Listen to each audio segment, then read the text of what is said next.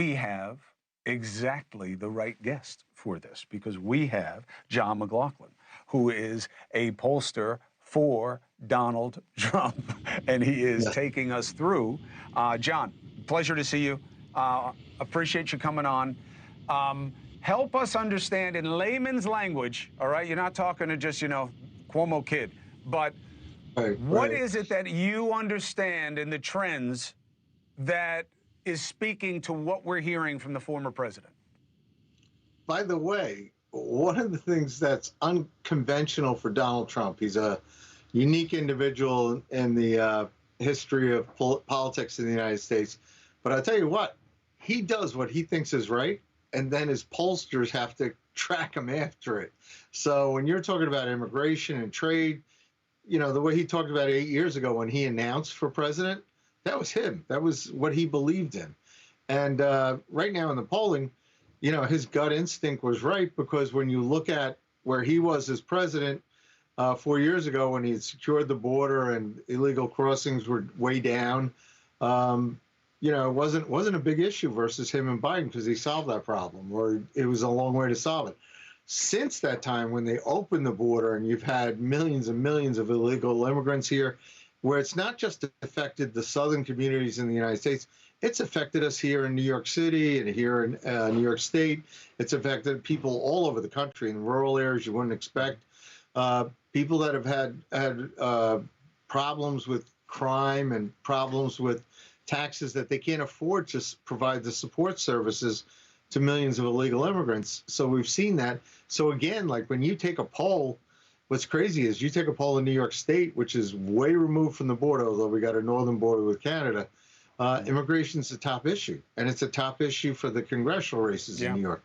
It's a top issue in the swing states, like Pennsylvania. And we've never seen that. No, never seen that before. I've never seen immigration high up at all, let alone at a top. So we're in a different time. You guys have isolated it. Certainly the high ground for him also. Let me bring in a couple of better minds. We have Erin Perrine, who's, her Republican strategist, Axiom Strategies. And hey, it's good to see you, Erin. Thank you for being with us. And Chris Hahn, who has a great name for his podcast, The Aggressive Progressive.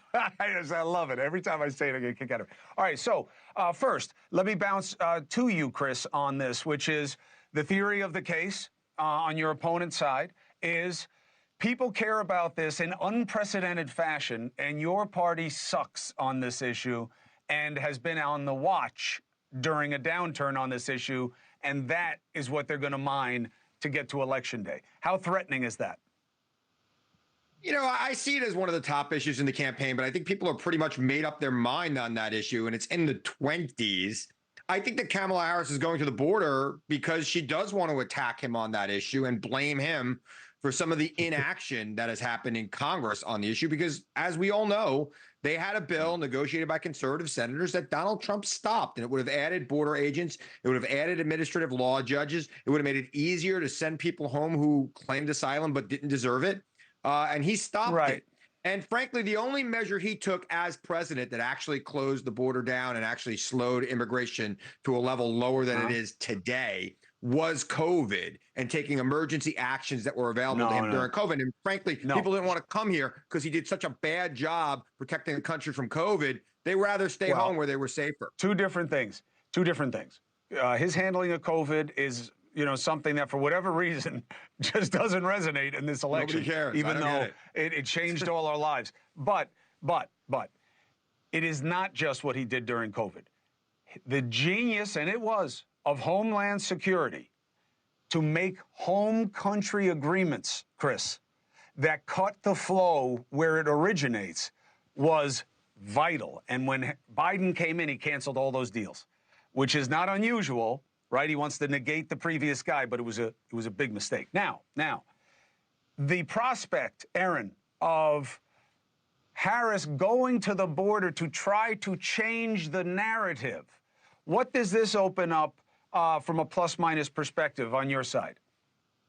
I think this is really a bad strategy move by Kamala Harris, and one that's just going to benefit Donald Trump. As vice president, she's been to the border, once? And she was flippant about it before that and said, well, I also haven't been to Europe. as there were millions of people illegally streaming into the United States. This is an issue that Donald Trump has led on since he came down the escalator in 2015. He has always talked about securing the southern border of the United States and stemming the flow of illegal immigration. Hey, thanks for watching. Go to joinnn.com to find NewsNation on your screen. And don't forget, click the red subscribe button below to get more of NewsNation's fact-driven, unbiased coverage.